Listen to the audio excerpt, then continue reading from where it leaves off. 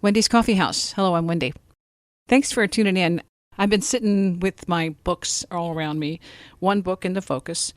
The book is from Helene Hadsell. I interviewed her, and if the archives are right, it was 2009. I was doing a show called Conscious Living on TalkShoe. Now, the archive list is there, but the audio's gone. However, one of the people I interviewed when I was interviewing Helene Hadsell was Carolyn Wilman. Carolyn Wilman is the contest queen, and she had already been doing some marketing and contesting when she connected to Helene. Fortunately, what she also did was when Helene died in 2010, Carolyn got the copyright to Helene's work and her books. The one that I got from Carolyn is in contact with other realms. I already had Confessions of an 83-Year-Old Sage and the Name It and Claim It game. And both of those are timeless because the information that Helene gives you also has to do with metaphysics, manifesting, positive thinking, proactive thinking, contest thinking. All that is still relevant. So Carolyn and I are going to talk about Helene and Carolyn's big win. Yeah, she did some contesting. The show is in two parts because we have so much to talk about. Winning is big.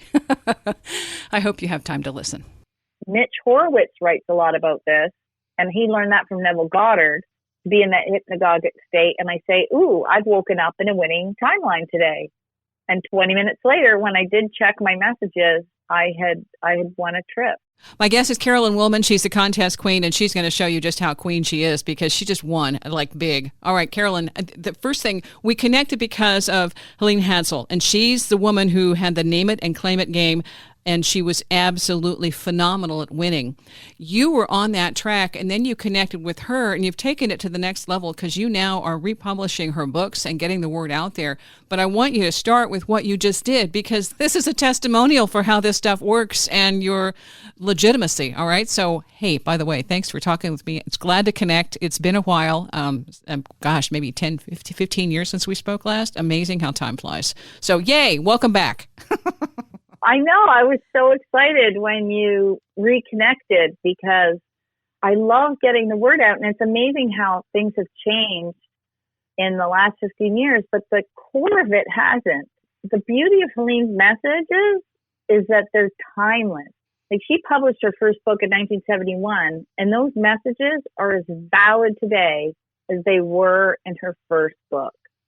And that's what's great about reading her books, is that you don't feel it's dated information at all. You feel like you're reading something brand new.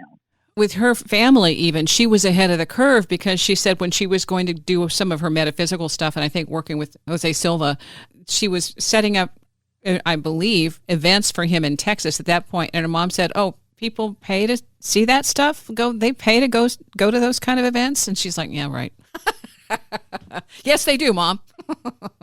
Yeah, and you have to look at where the parents came from in their era, and you can understand why they would not be in that paradigm, because they weren't. So they look at, she shifted into a new paradigm, and they're like, where are you going?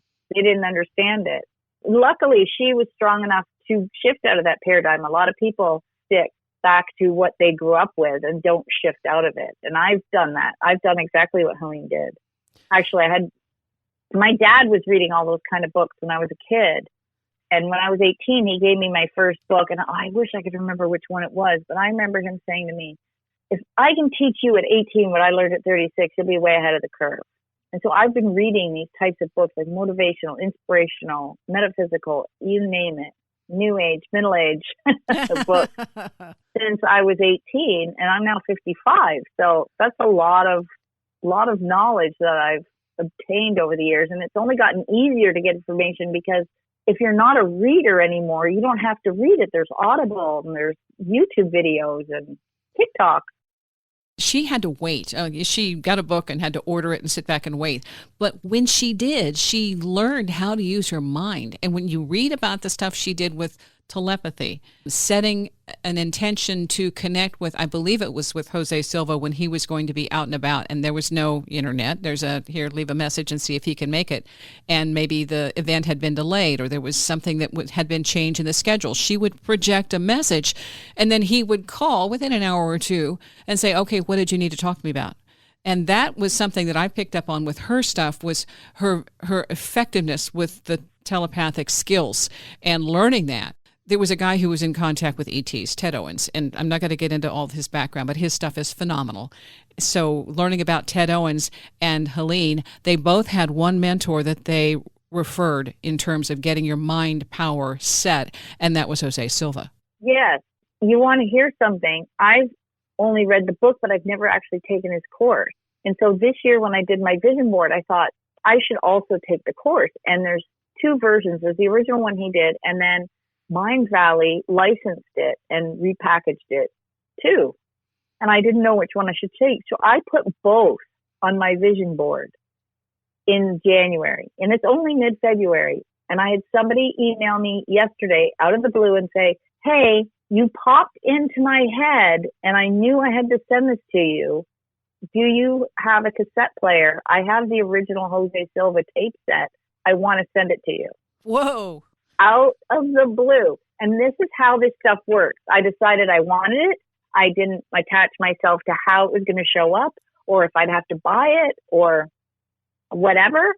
And it has been basically a month since I finished the vision board because it took me a couple of weeks to sort out what I wanted to put on it. And it's on its way. It's in the mail. Oh, that's fantastic. Okay, now let's go back real quick. You just won a contest. And can you give the backstory on how this worked? Because this is absolutely incredible. What I did is I did Helene's spec method. And I've been thinking about this for a while, but I finally absorbed it. I finally got into a place where I could focus on it. I think that is where a lot of people get lost because so if you spec it, which is select it, project it, expect it, collect it. So the select it is easy. What do you want? And so I wanted to win a trip that I could take my sister and her husband on a belated honeymoon. Because at the time they got married, I didn't have the funds for a really good wedding gift. And then COVID hit, so they couldn't go away. They just haven't had a honeymoon. And I thought, that's what I want. I want the four of us to go on this amazing vacation. So select it. It's easy. You can pick whatever your heart desires. Project it means you put it out to the universe. So you visualize it. You know, you can see, in my case, I would see us all at the resort and we're, headed to the beach and then we're out to dinner and we're lying by the pool in the sun. I can picture it. So whatever your vision is, you just imagine whether you're, skiing down a hill on the new skis you have, or you're taking pictures with your new camera or whatever it is, or you're sitting at the desk at your new job, whatever it is, you vision it. Expect it is where I think people get lost. And that is where you have to feel like you're already there. So the person that you are now isn't the person that's going to be going on the trip or isn't the person that's going to be sitting at that desk, because we change all the time. You know this because the person you are today isn't the person you were 10 years ago. We evolve and we change. And so what you need to do is put yourself in that position. Who is, in my case, who is the Carolyn that is on the, vacation with my sister? Who is that? How does that Carolyn feel? What does she look like? Where, and you put yourself in that position. And her favorite method, Helene's favorite method to get into that zone was to meditate. She didn't have a term for it. She describes it in her book, but it turns out what she was describing was what they call square breathing. She didn't even know there was a term for it because she wrote the book so long ago. And it's usually square breathing is 4 in, hold for 4, 4 out, hold for 4, and repeat. But you can do larger numbers. I work better with 6, the way my breath works. So you work with your breath and you square breathe and you just meditate on that, because you need to put it to another level in the universe. And then, of course, you just collect it. And that's the fun part. And then you're that person that's on the beach or at the job or taking those pictures. Okay, I want to know the breath work again. So you do 6. So basically you're meditating how long? I am like the busiest person on the planet. I'm a busy bee. I always have been. So I can't sit still. And I never have been able to sit still. So I do like 5 minutes. But I know people that meditate for an hour. I'm like, I don't know how I would sit for an hour. Helene used to meditate for quite a while. She doesn't actually give an amount of time, but I think she would sit for, a good 20 minutes, 30 minutes, 45, and not always the same. She was, I think, a little more grounded than I was in that area. Uh-huh. She liked to sit in her easy chair. She had this easy chair, like a lazy boy type chair. And she had 2 heating pads, one on each arm. And she would sit there with warm hands, which turns out she discovered in another book that it helps with your energy. And she would just sit there and she would just meditate that way. And she would do her breathing. So she was using heat. Yeah, that book is called, it's very cool, Beyond Biofeedback by Elmer and Alice Green. Oh, gosh, yeah, from Topeka and Menningers, yeah. And so she was doing it before she read the book, and then she was like, oh, I knew this worked. She did a lot of stuff intuitively and then figured out later that it was like, oh, that makes sense. If you can't find that book, they were like predecessors to Joe Dispenza. She used to do this stuff before it was vogue, so to speak. Joe Dispenza is the one that wrote Beyond Supernatural, Becoming Supernatural, my apologies. Okay. And so basically she would theta training, which again is if you go back to see how everybody overlaps? Mm-hmm. And Jose Silva, he would get people into that same state. And the thing is, the nice thing is different teachers say the same thing a different way. So if you have trouble understanding one teacher, find somebody else that's teaching something similar, because you might understand it from that perspective. What was it in her book where she said that you had to hear, she confronted one of the authors that she really liked, one of the motivators, and she said you repeat things. You often repeat yourself. And his response was, well, people have to hear something sometimes 43 times before it makes a difference. Exactly. That was Joseph Murphy. He is right. Sometimes I hear something a different way. And even redoing her books, I've read stuff over and over and over again. And then even I go, oh, sometimes I'll get it later. Like I'll catch a nuance that I didn't see before. Yes. Some of the stuff that she did was so far ahead of the curve that when we asked her if she wanted to share the metaphysical, and this is some of that mind power, positive thinking. One of the examples was that when she went, she wanted to see Eileen Garrett, who was at that point, very well-known, famous psychic, and it was in Europe, and she wanted to make a plan to go see her, but she didn't want to pay for it. She wanted to just show up and audit the presentation. And she sent it out that she would be, she was focusing on Eileen and sending the thought to her that Helene Hadsell really admires your work and would like to meet you. And that was it. She kept focusing on that thought, and she spells that out. I believe that's in Contact with Other Realms, and adventurers' experiences in awareness. So she's projecting this thought. Yeah. She shows up at the gate, and the guy says, you're not on the list. There's only so many people here, and there's one extra seat, but it's not yours. And she said, just let her know when you can, when she has a break, that Helene Hadsell is here. And he comes back out after going and talking to Eileen, and he says, I have no idea what you did, but come on in. Yeah, and it's true. She did that. And it's amazing how she was ahead of her time. And I laughed the other day when I was editing one of her books. She talked about being a show-off, and it popped into my head. I said, oh my gosh, imagine if she had been younger when YouTube or TikTok was around. I can only imagine Helene with a cell phone and TikTok.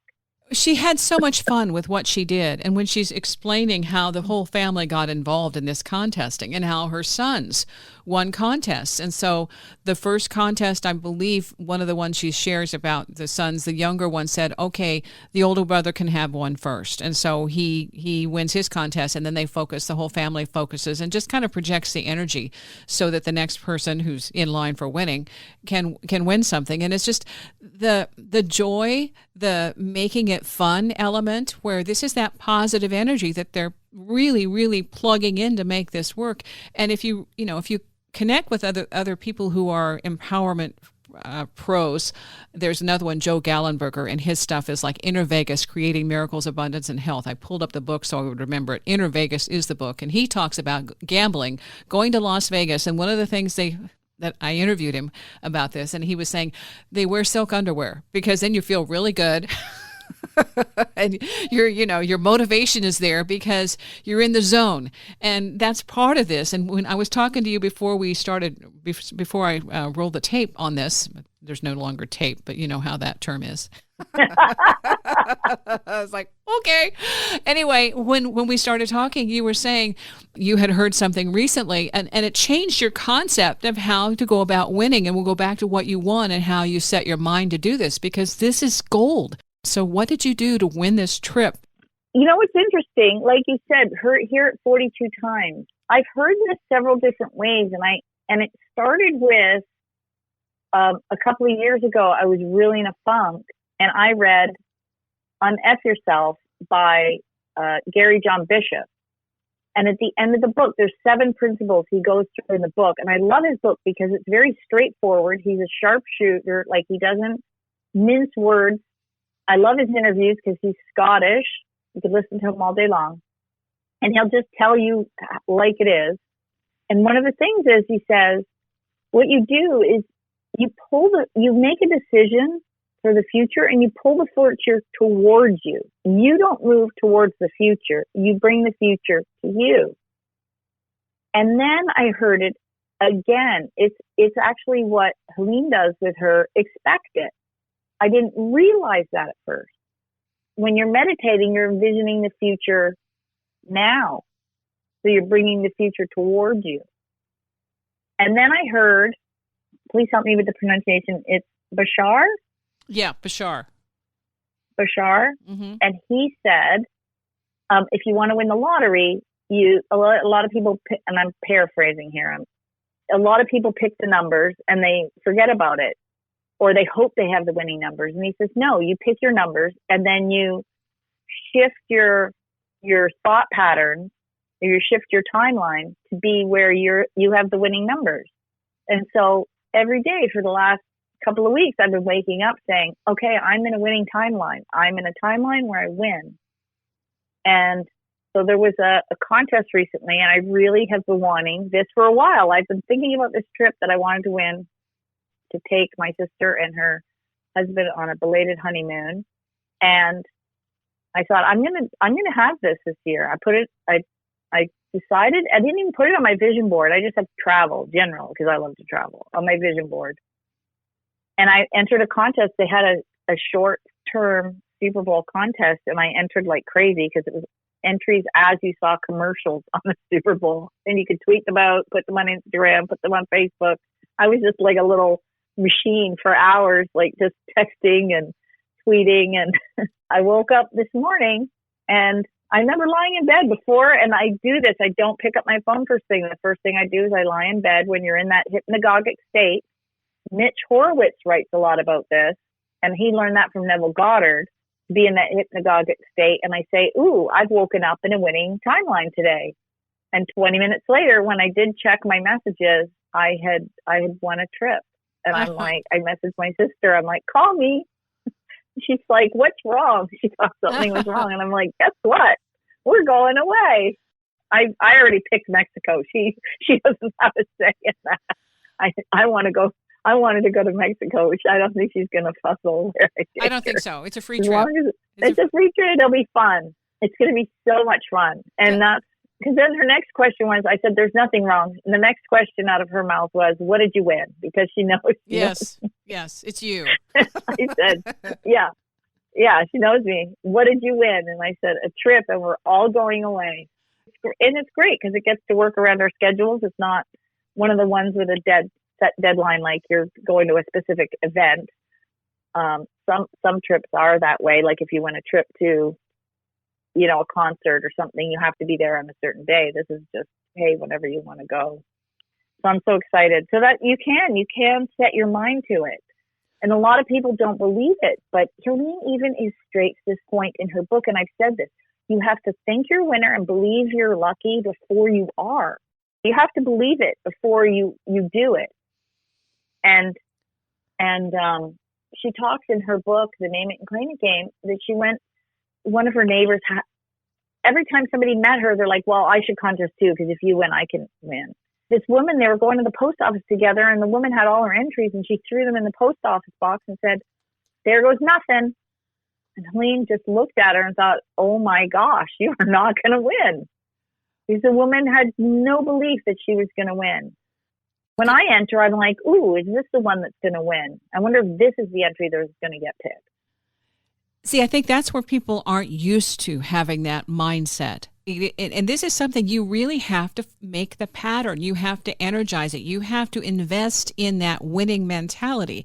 And that, I think, there's a lot of explaining that says the minute you do that, you negate it. You've just canceled out. And so there was somebody else who taught that the minute you had a negative thought, say, cancel, I don't mean that. I did that with an accident.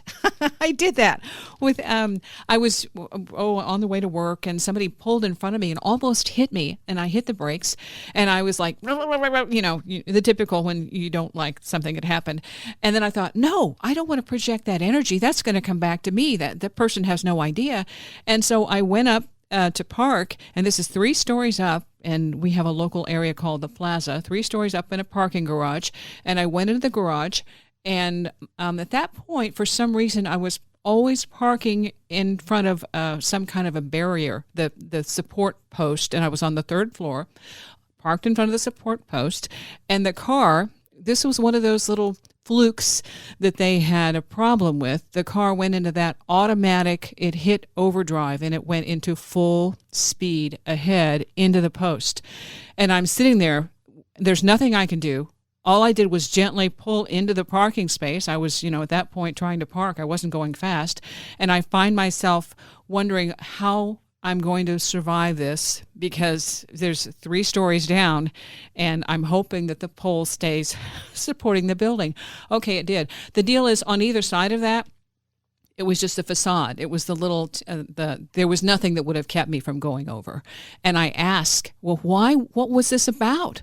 What was this about? The car had a defect, and what I got from my guides, because that's how I roll, they said, you were the safest person to drive the car. We were borrowing it from my in-laws because we needed a car at that point, and they usually took that car to tow their cars to events across the country because they had classic cars, and that was the car they would take to tow another car. And if they had been driving that car and it had done exactly what it did with me, it might not have had a good an ending. However, it was post-traumatic stress for a while, because it's like, oh my gosh. And I thought, because I had done that, but I cancel, take that negative thought back. Well, sometimes it's, I agree with that, but sometimes it's also when we have things that are labeled, quote, bad, you got the answer that it wasn't bad. You were the safest person. Yeah.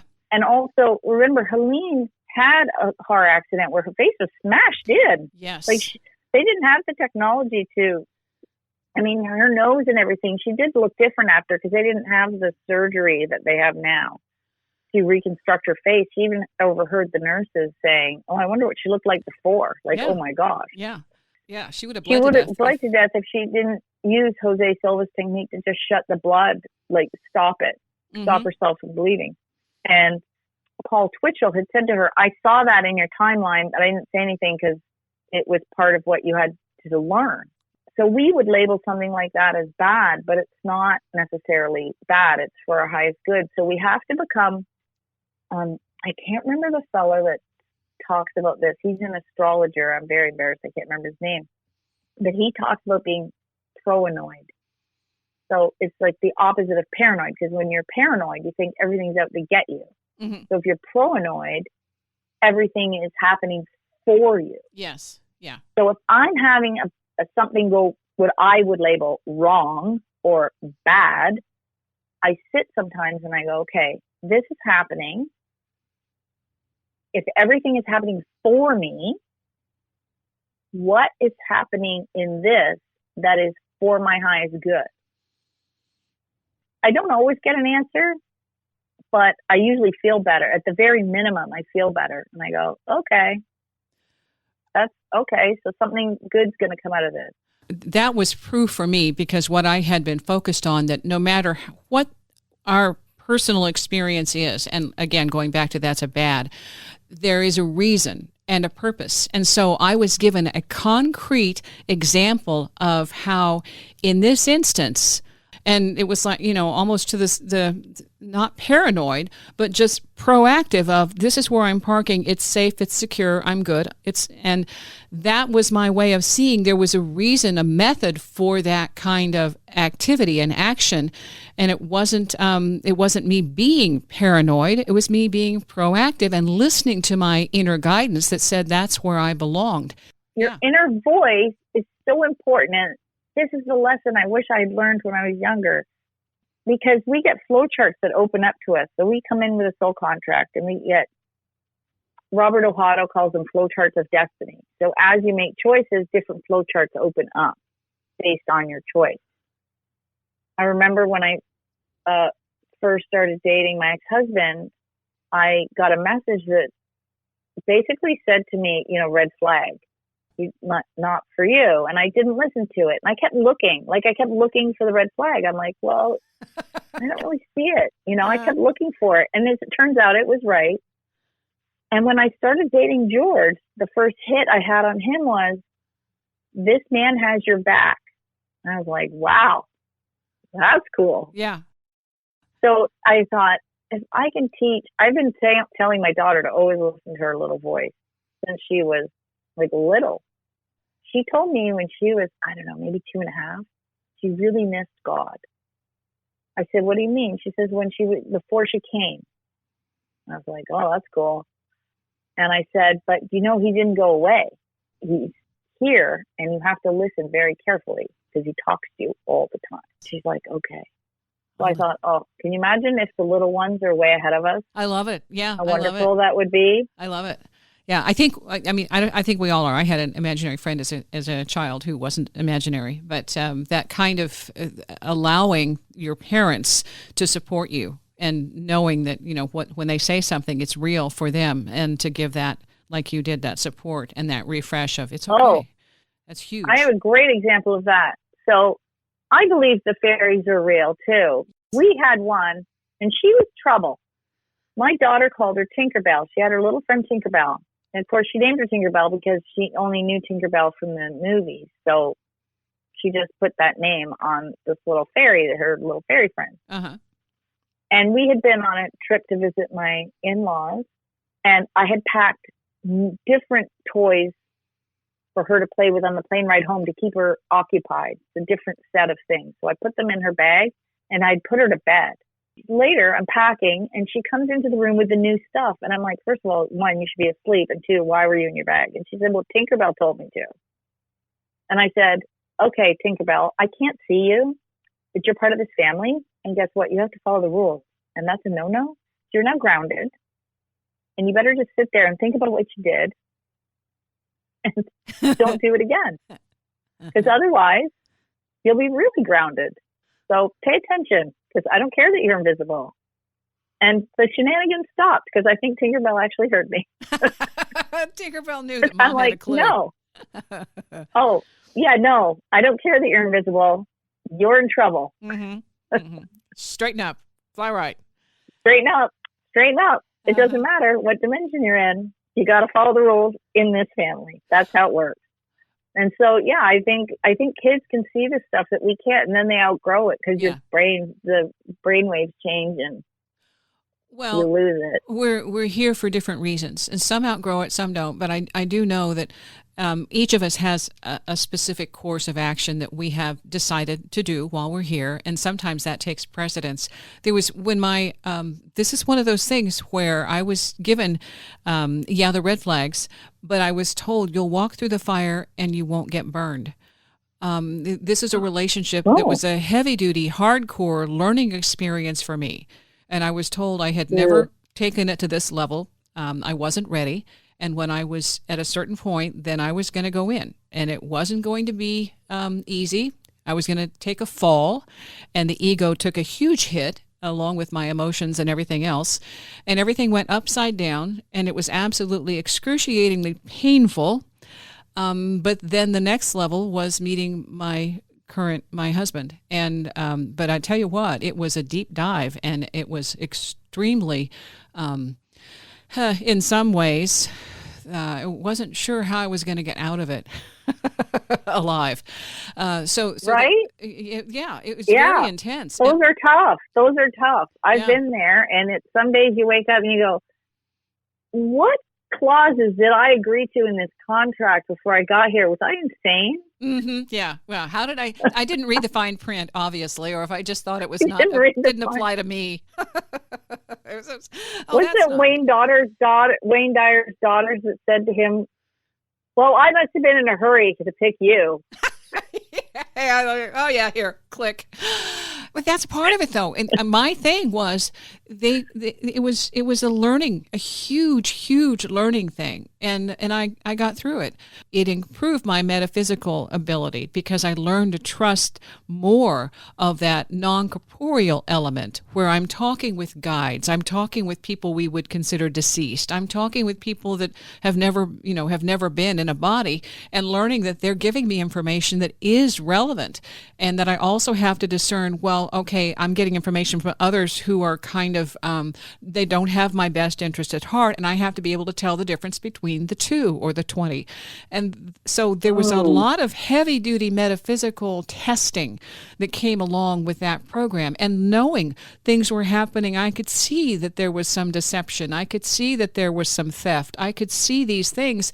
But no matter who I told, it didn't matter because they couldn't see it, and I wasn't in an authority position to stop anything. But I was supposed to be able to know that, yes, those things are happening. It's not my job to step in and intervene. It's my job to take care of my own garbage and clean up my own stuff, and know that, each of us has a lesson. And if I interfere with theirs, they're not going to get their homework taken care of. And that was challenging because, you want to fix things for other people. You want to make it easier, and you want to show them this is the way it works. Oh, yes. Oh, we do this. I've done that. And it's afterwards you're like, oh, I should have, because sometimes you have to let somebody fall so they can learn their own lesson. And you trying to help them only usually delays it, but they still have to have that lesson. When you think they're going to fail, because you've seen every which way from Sunday how it is going to fail, and it doesn't, because their rules are different, and you had no idea that the universe could do something like that. Or it does fail, but that was their lesson, and you just have to let them have their lesson, just like you had to have your lesson. Yes. Yeah. And that's hard to take, too. Well, the comparison, a lot of times we want to look at somebody else and say, well, if it works that way for them, it'll work that way for me, but we haven't done the homework. We haven't done that the boots on the ground work to get into that emotion, that position to be able to do it. I've had miracles happen, but I couldn't repeat them because that isn't what it's about. It was about, in that moment, that energy was there to take it to the next level. It isn't about replicating. It isn't about proving. It's about knowing I trust that I'm given the energy that I need when I need it. And this is going back to Helene, because with her information, that thing of expect, project, collect, those things are happening every day with our mindset as we go about our life. What do I expect? The best possible outcome? Cynthia Sue Larson, who does quantum shifting, quantum jumping, quantum thinking kind of things, she also puts that out there. And one of the things that is her mantra is, how good can it get? Ooh, I love that one. Yeah. Yeah, Cynthia Sue Larson, and I've been following her for years too, because of her positive projecting on things, and these kinds of ideas and that mentality will shift your reality when you get it into like a fine-tuned rhythm. You're okay. Once you engage it, it's amazing how things change, and that's what I needed to see with some of the lessons. And working with the balance of, I don't like this outcome, how can I shift it? Or I don't like the outcome I'm seeing, let's change the outcome. Yeah, and sometimes it's also just, I think it was Wayne Dyer that said, if you change how you see it, what you see changes. Yes. So even just flipping your perspective can sometimes shift it. It's something as simple as your perspective. Back to what you were saying about Helene, the expect it is so important. Like you just said, Cynthia Sue Larson said, how good can it get? But people don't, I think, expect it to be good. And Helene always expected her guides to be there. There's that one instance where she was in Peru and she found herself what she felt was a pickle. And so she bought herself some time by going off to make coffee and said, okay, guys, I need guidance and I need it now. Like there's like no time here. Right. You have to have my back and I need an answer and I need it now. And sure enough, she got, we will guide you what to say when you go back in. So she made the coffee and went back in and then basically channeled what her guides were telling her to say in that moment. That would be an emotional thing of, I've been called here to help this person and I don't know if they're going to like what I have to say. You know, so there's a lot of, I think, emotion that you're talking about, those layers that she's having to do and take time out from to go make that coffee. Does that make sense? Yeah. So she said, and I learned that, and I wish I had thought of that. I even got, I wrote a blog on this because I got, after years of entering, I got called to play Beat the Bank on my local radio station, where they open a vault and you win so much money and you can stop or take the next vault. And if it buzzes, you lose it all, but you can go up to, and I was so like freaking out. My friend was looking at me as I was like off the ceiling, and I stopped at $800 because I was so scared. We were like at 6 vaults or something. And had I taken a breath, I could have gotten to $5,000. I still don't think I could have gotten to that amount. I think I might have gotten to 1 or 2. But I don't think I could have lasted past that. I still would have. Because of the emotions. Out. Because the emotions, yeah. Because the emotion. But if I learned, what I should have done is bought myself some time and said something like, the person who played on Friday, what was their vault? And just let them talk. Doesn't matter what they would have said. I should have just grounded myself and breathed. Like just did the, and just calmed myself down, and I probably could have won more. I only won $800, but it was still amazing. But when you hear that then they go, okay, we have to open the rest of the vault to see what you missed out on. And when they got to 5,000, I'm like, no. Oh, man. No. Yeah. Okay. That's right? Not fair. That is so not fair, because 800 is that's not bad. I mean, that's better than 50. 800. No, I was still excited because I know at that moment I was so wired. It was ridiculous. And so I knew I could have probably, in that wired state, if I had done it, I might have gone 2 more and hit the $1,000. But I know I never would have but I could have, if I had breathed, I probably could have gone a little further, or even got grounded enough to say, hey, the next vault's going to buzz, you better stop, or whatever. But that's the thing, when we're in those emotional states, she did what I think was the right thing. She bought herself some time and she breathed. She took herself out of the room, right? She got out of her energy. She went into a different room. She went to the kitchen. She breathed. She talked to her guide, and she's like, hey, I need some help.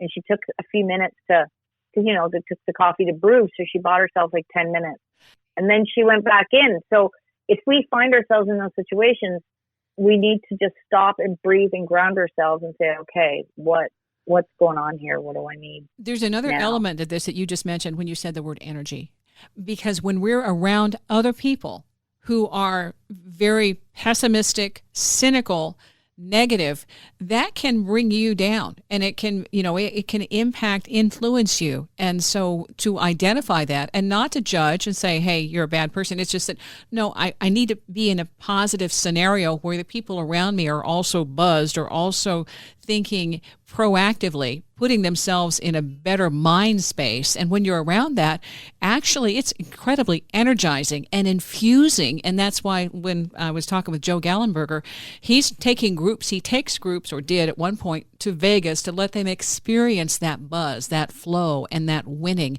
in a group. And it amplifies. Oh, it's so fun. Yes.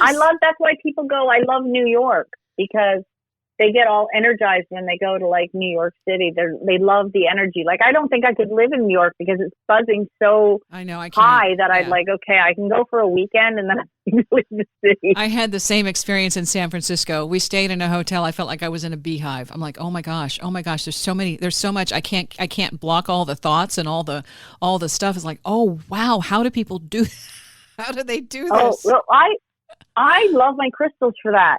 So when I know that, because I work from home, I'm in my own little bubble. So when I travel or I know I'm going to a conference or something, I wear crystals. I put them in my pockets, or I have some beautiful bracelets that I have. I wear my bracelets. I have a, tiger's eye necklace, or I bought from Native Americans. I bought this beautiful little medicine pouch, and I put crystals in that, and you're supposed to wear it like near your heart. So I wear that with crystals in it, and I find they help. I really find they help. They do. When I met my husband, he's very, very solid in terms of rock energy and knowing what the rocks mean. I needed that because he took me to the gem show, and I went in there and absolutely I'm flying. I'm like, oh my gosh, I'm kind of dizzy, I'm lightheaded, I'm spacey, and I'm around all these stones going, what the heck has happened to me? And he's, okay, here, let's get this. He gave me some rocks, some stones. You need this, this, and this. All right, now there's that. And then at one point we went by I'm trying to remember the amber. Oh, amber's like all sorts of bubbles. Amber's just absolutely fantastically happy. And okay, I was learning. This is stuff that I had no awareness about, no clue. He had told me about rocks before, and I knew about crystals, but I didn't know the impact.